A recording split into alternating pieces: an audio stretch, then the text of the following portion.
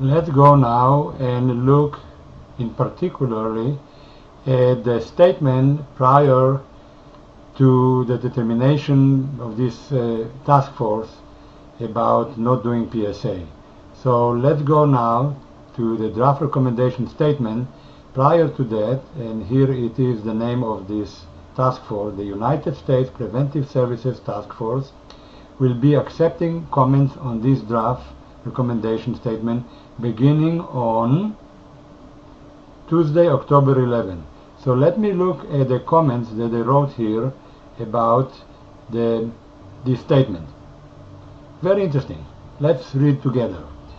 The United States Preventive Services Task Force, the USPSTF, makes recommendation about the effectiveness of specific clinical preventive services for patients without related signs or symptoms. There is a problem here because in the case of prostate cancer you usually don't have symptoms, and many times we find that there are significant findings of having prostate cancer not by symptoms. A bone scan could be positive without any symptoms at all. But let's continue. Here is the point that I'm trying to make. It bases its recommendation on the evidence of both benefits and harm of the service. And I think that's very legitimate, and every patient, before deciding to have the PSA or not, should study the issue and know what the benefits and the risks are.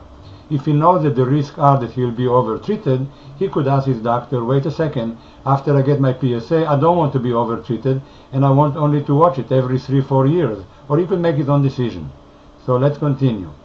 The USPSTF does not consider the cost of providing services in this assessment. This is a bit very suspicious because I have the impression that they don't look at benefits of tests to do or not to do. They look at benefits only if they could chop it off and not pay for it and avoid the service. So all I would say, it's a bit suspicious to me that they don't consider the cost. In my mind, there is something to consider about cost, not only the dollar amount, but there is a cost here to the anxiety of the public, knowing that they could not have the test done and they want to know. People today are very well educated. They read the internet. Many patients are very knowledgeable, maybe even more than some doctors, by keeping up to date what's going on in the literature. Many of the patients are professionals too, and they want to know what's going on with their body and what's going on. So to come and say, you know, we don't need to know about it, it's better not to know about it, I do not know. It reminds me the proverbial saying of putting your head in the sand. But let's continue. This is the important statement that I want you to be aware of. The USPSTF recognizes that clinical decision involving more consideration than evidence alone. So they recommend not to do PSA, but they base their information or try to give credence to their statement by clinical evidence. Clinicians should understand the evidence, that's right. Patient too should understand the evidence, but the physician should individualize decision making. So the patient has the right to individualize the decision making to the specific his situation. Similarly, the USPSTF notes that policy and coverage decision involving consideration in solution to the evidence of clinical benefits and harm.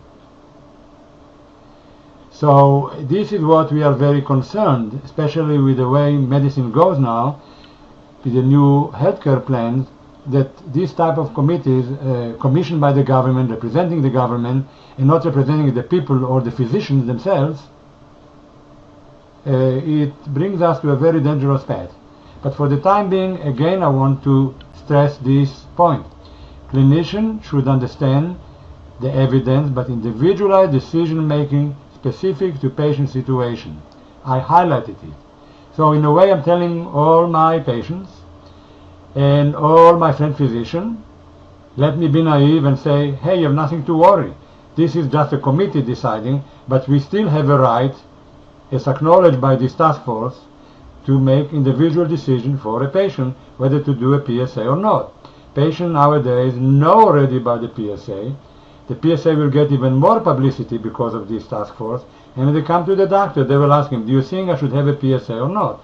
And then the doctor could tell them, look, some task force don't recommend it. Some professional organizations are against it. Some professional organizations are for it.